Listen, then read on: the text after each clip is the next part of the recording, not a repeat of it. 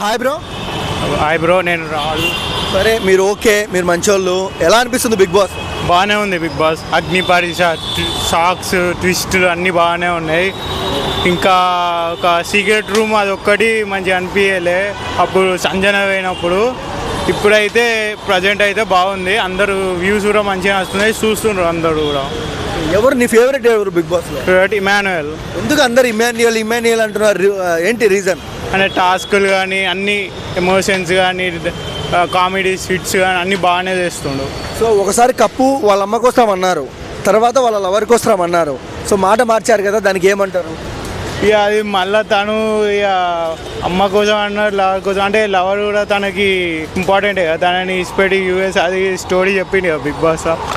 ఇక మనం చెప్పలేము వాళ్ళు కూడా ఎవరిని మనం ఏం గెస్ చేయలేము. వాళ్ళు ఏ కన్సిస్టెంట్ అయినా చేంజ్ చేస్తారు వాళ్ళకి పోయినాక. తనూజ ఇమాన్యుయల్ ఎలా అనిపిస్తున్నారు? గుడ్, మంచిగా అనిపిస్తున్నారు. పేరు బాగుంది. పేరు బాగుందా? సో రీతు చౌదరి పై మీ అభిప్రాయం ఏంటి?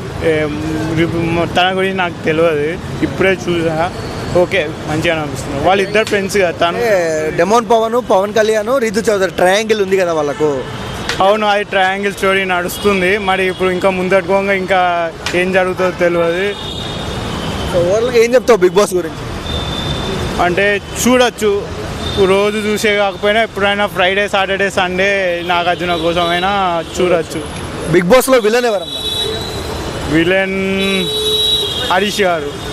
హరీష్ గారు ఎందుకు ఆయన? అనే ఫస్ట్ మాస్క్ పెట్టుకొని వచ్చిండు. తన అసలు మాస్క్ పెట్టుకొని వచ్చి పోయినాడు కదా, లేడు కదా. పోయినాడు, తను సెలెక్ట్ చేశాడు. కానీ అసలైన గేమ్ తను చూపిస్తలేడు. ఫేస్ గేమ్ ఆడుతుండు, సేఫ్ గేమ్ ఆడుతుండు. కరెక్ట్గా గేమ్ ఏం ఆడతలేడు. ఫీవర్ వచ్చింది తనకి. వాళ్ళ వైఫ్తో కూడా వీడియో చూపించిండ్రు. కానీ ఇప్పటికైతే ఏం ప్రజెంట్ తన గేమ్ ఏం బాగాలేదు.